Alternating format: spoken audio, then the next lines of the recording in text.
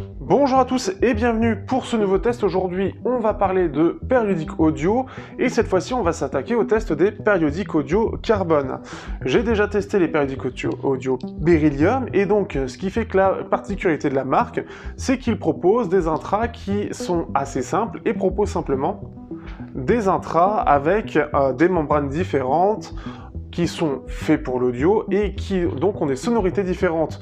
Donc on a le magnésium, le titane, le beryllium et ici le carbone qui sont les plus chers. Ils sont vendus 400 €, soit 100 € plus cher que les beryllium, et la principale différence entre les deux est simplement la membrane. Au lieu d'avoir une membrane en beryllium de 10 mm, cette fois-ci on s'attaque au carbone. Donc je remercie d'ailleurs la marque qui me les a envoyés. Il me restera d'ailleurs dans ce qu'ils m'ont envoyé à tester leur DAC USB-C Rhodium, donc à voir ce que ça vaudra. Mais ce qui fait que donc attaquons-nous au carbone et quelles sont les qualités de ces intras pour 100 € plus cher. On voit ça tout de suite.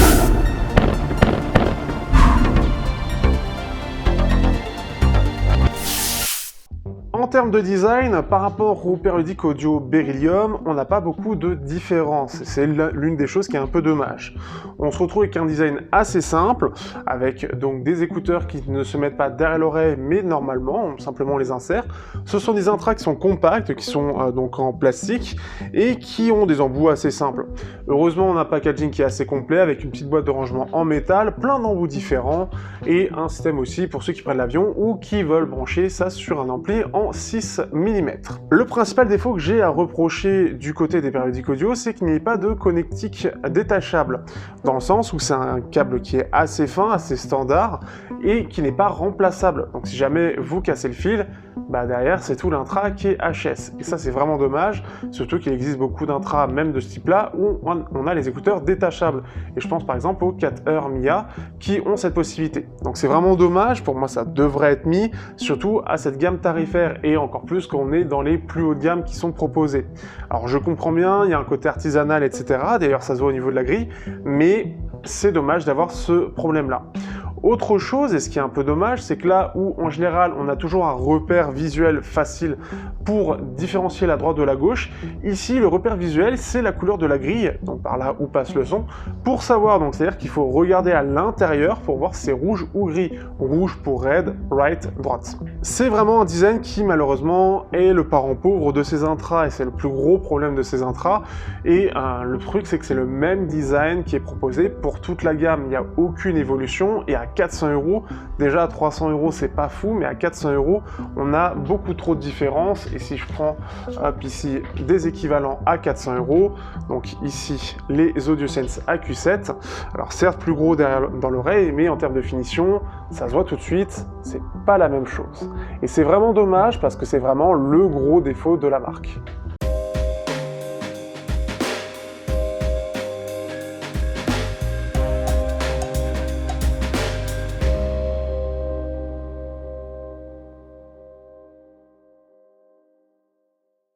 Pour la qualité sonore, donc là sur ces carbones, on est donc sur un driver de 10 mm en carbone, c'est le principe même de la marque, et donc ce qui fait qu'on a un son qui est vraiment très sympathique, beaucoup plus doux que les Beryllium, mais j'en reparlerai dans la comparaison. Ces drivers donc ont une sonorité qui est très marquée, très typée, beaucoup plus que les Beryllium en tout cas, avec donc une signature avec des basses qui sont proéminentes, plus proéminentes d'ailleurs que les Beryllium, des médiums en retrait, des aigus qui ressortent mais moins.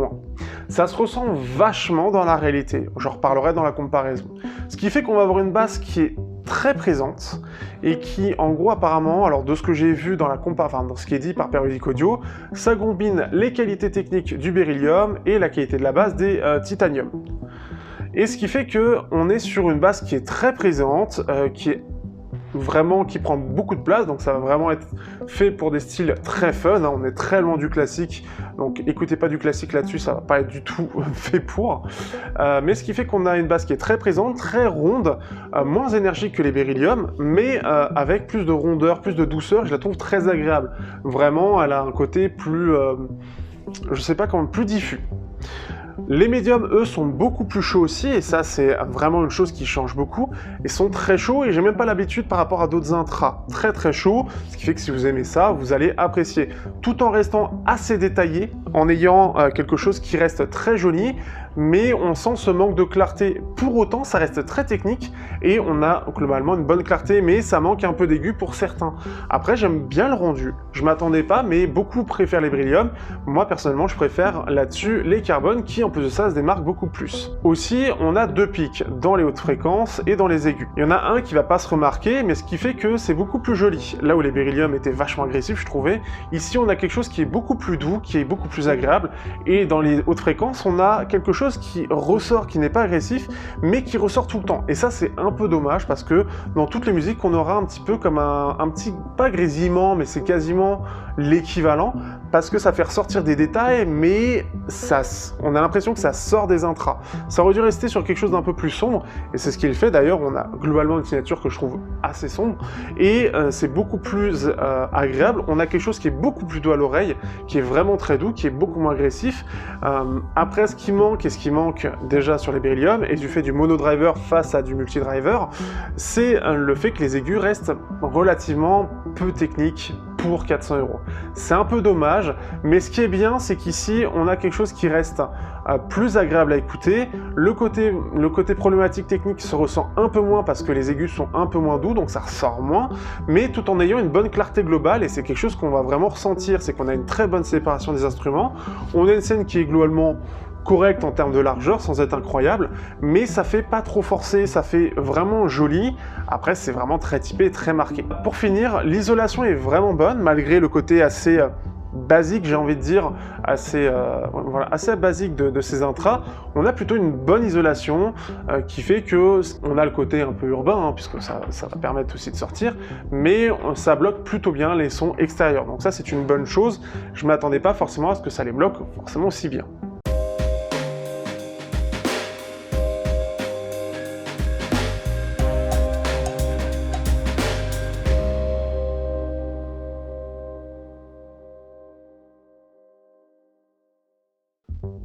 Pour comparer, donc on va comparer déjà au périodique audio Beryllium, puisque c'est un peu l'évolution. Les périodiques audio Beryllium, pour ceux qui avaient regardé mon test, j'avais trouvé les périodiques assez agressifs, notamment dû aux deux très gros pics qu'il y avait dans les aigus. Ici, on a quelque chose qui est beaucoup plus doux déjà, et c'est un vrai point positif, c'est beaucoup plus agréable, et on a beaucoup moins cette sensation d'agressivité et du côté fatigant de ces pics, et ça c'est une excellente chose. On a aussi quelque chose qui, je trouve, est entre guillemets plus musical, dans le sens où on va pouvoir écouter plus de choses fun, sans avoir cette impression de fatigue. On a une basse qui est beaucoup plus agréable, elle reste plus ronde, moins énergique que les Beryllium, mais je trouve beaucoup plus jolie, elle est douce, elle est plus vibrante, et elle est, je trouve, globalement plus agréable. J'aimerais beaucoup voir ce que ça pourrait donner un driver carbone sur des intras multi-driver, ce serait vraiment très intéressant, parce que j'apprécie beaucoup le rendu qui est vraiment très agréable, qui est plus diffus, qui est plus entraînant, je trouve. Là où on a le côté beaucoup plus punchy des Beryllium. Les médiums ont ce côté chaud par rapport aux Beryllium. Les Beryllium, on a des voix très claires, peut-être parfois un peu trop. Ici, c'est le contraire, c'est qu'on a des voix qui sont assez sombres, qui sont beaucoup plus chargées en basse, qui sont beaucoup plus chauds, mais qui restent relativement techniques et bien détaillées dans cette zone. Et j'apprécie beaucoup parce que c'est pas forcément, en général, ça, on a un côté un peu invasif de ces basses qui vont cacher un peu les voix, et les voix sont pas forcément jolies. On a vraiment cette très grosse différence dans les médiums et dans les aigus qui joue beaucoup, mais ce qui fait que je trouve globalement que les Carbone sont plus sympathiques. Beaucoup préfèrent les Beryllium du côté plus fun et je pense plus clair, notamment de ce point de vue-là. Moi, les Carbone, je les trouve plus sympathiques de ce point de vue-là. C'est pas forcément une question de prix, alors j'imagine que oui, forcément, on a quand même 100 €, mais c'est vraiment la musicalité que j'y retrouve qui est beaucoup plus sympa, et je trouve qu'on en profite beaucoup plus avec ce côté notamment vraiment beaucoup plus doux dans les aigus, beaucoup plus fun dans les basses, ce qui le rend plus, ce qui fait qu'il se démarque plus de la concurrence. Si on compare aux AudioSense AQ7, pour le coup, qui sont au même prix en termes de comparaison, on a quelque chose qui est très très différent. Là, on a quelque chose de très équilibré, voire neutre et un petit peu plus marqué sur les médiums, avec une basse qui est assez douce aussi, pour le coup, qui est bien fait, qui est un peu dans le même rendu, mais beaucoup plus bas. On a quelque chose qui est beaucoup plus technique du côté des AQ7, et ça, c'est le plus gros problème, pour le coup, des périodiques audio, dû au fait qu'on est sur du multidriver, c'est très bien géré par AudioSense, et ce qui fait qu'on a quelque chose qui est beaucoup plus doux, détaillé, naturel dans l'ensemble, et on arrive à s'amuser. Après, on est sur des styles un peu différents en termes de signature, on voit très nettement quand on voit les courbes, ce qui fait que les périodiques audio sont clairement marqués pour ce côté très fun, mais au détriment de la qualité technique au niveau des aigus, et ce qui fait que pour tout ce qui est métal, même si les AQ7 sont pas forcément les mieux adaptés, ils s'en sortiront beaucoup mieux parce que les guitares les guitares et les cymbales seront beaucoup plus nettes et beaucoup plus agréables à écouter. Si on compare au RHA T20, les T20 sont pareil, beaucoup plus équilibrés, avec un côté un peu plus un poil plus net, je trouve quand même, ce qui fait qu'on a quelque chose qui est un peu différent, mais je trouve mieux maîtrisé par RHA. Après, on a quelque chose qui est un peu plus clair, une basse qui est plus douce, et ce qui fait que c'est en soi différent. Malheureusement, il faut le dire, Periodic Audio, ici, on est à 400 €, et en termes de finition et de proposition, face à des RHA T20i qui, eux, sont vendus à 250 € avec un packaging un peu plus complet, là où les Periodic Audio Beryllium, ça peut passer, ici ça passe moins. C'est vraiment dommage, il faudrait vraiment qu'ils soignent cette partie-là pour avoir quelque chose de vraiment plus attrayant face à la concurrence. Ce qui fait que, après, c'est des choix très différents, après c'est des choix, le côté monodriver, etc. Si je compare au UFO 112, ce sont des intras, les UFO qui sont pareil, beaucoup plus équilibrés, pourtant on a une signature un peu descendante, mais beaucoup plus douce que ce que proposent les Periodic Audio Carbone. Et oui, je répète, beaucoup. Ce qui fait que les UFO, eux, ont un côté beaucoup plus technique déjà, plus clair, plus détaillé, avec une scène plus large, mais des médiums qui ressortent un peu moins naturels. Alors, plus de clarté, mais moins chaud, clairement, et moins dense en termes de densité de cordes, des voix, etc. Ça fait moins plein, pour ceux qui voient de ce que je veux dire. Ça, c'est une première chose. Aussi, on va avoir les basses qui seront beaucoup moins percutantes que ce que proposent les carbones. Donc là-dessus, c'est vraiment le gros point positif des carbones, la qualité des basses qui vont ressortir, la présence, et si vous adorez les basses, c'est clairement quelque chose qui est très agréable.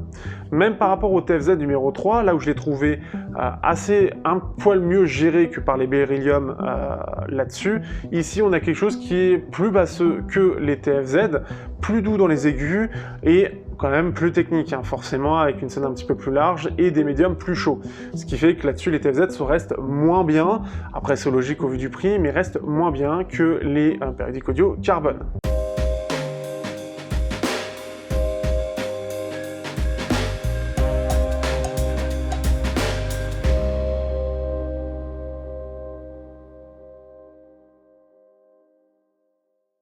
Au final, que peut-on penser donc de ces carbones?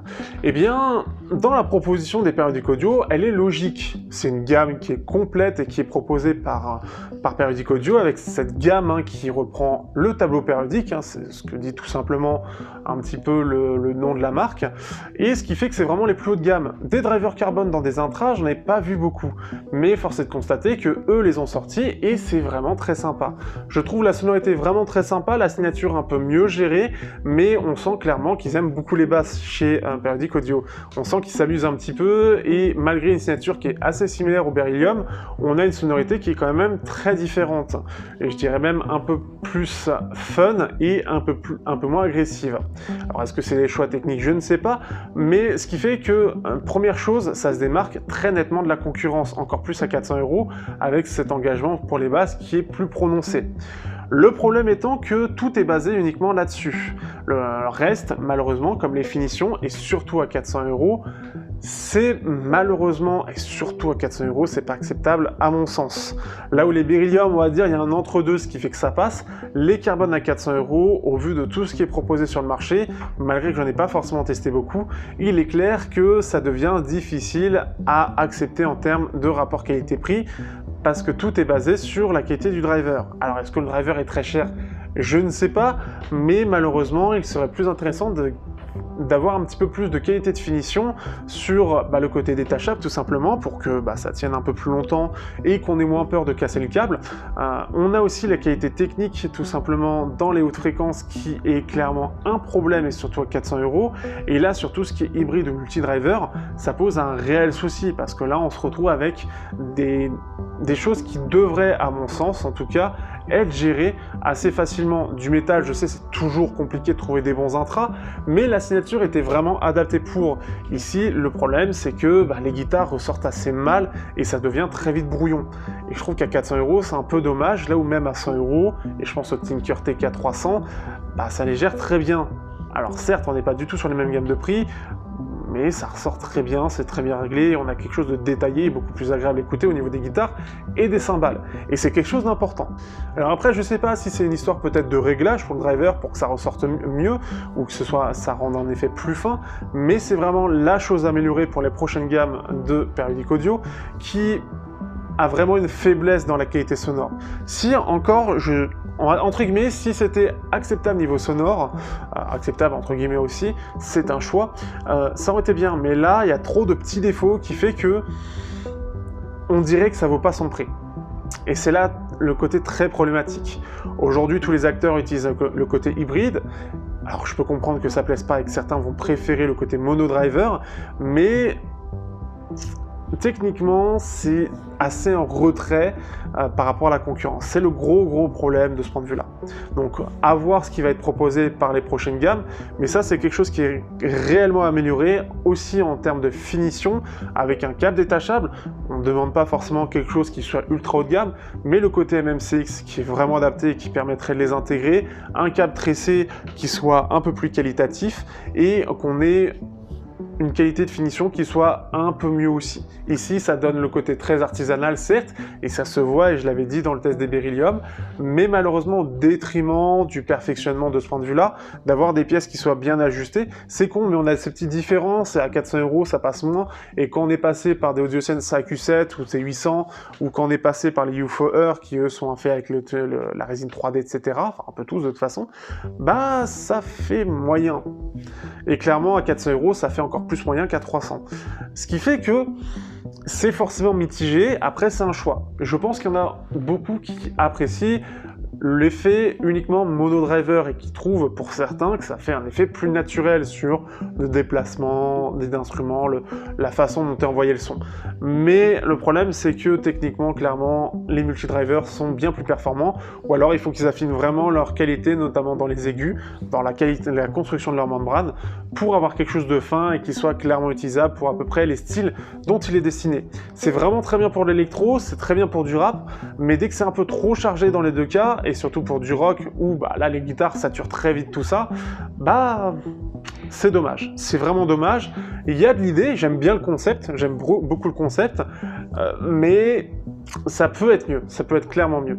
Après, je vous conseille de regarder d'autres tests et de voir d'autres avis, et c'est pour ça que je précise un petit peu tout ça, mais il faut vraiment une petite amélioration quand même, un petit peu sur tous les points, pour rendre tout ça intéressant et rendre le concept au-delà d'amusant et qui donne envie qui intrigue tout simplement. Il faut que ce soit aussi un peu valable sur le marché. Ici, il semble être un peu hors marché. Alors, est-ce que ça marche? Je ne sais pas. Mais ça fait penser vraiment à un trip. Ils sont allés à fond là-dedans et s'occupent pas du reste. Ça donne vraiment cette impression. Tout le monde après a son avis. En tout cas, ça c'est le mien. J'espère que ça vous aura plu. N'hésitez pas, si vous êtes intéressé dans tous les cas, vous avez le lien dans la description. Vous avez aussi, si vous voulez en parler, si vous voulez parler d'audio en général, le lien Discord aussi dans la description, et on est près de 300, donc n'hésitez pas à rejoindre. Et bien évidemment, on se dit à bientôt pour d'autres tests sur Technoid.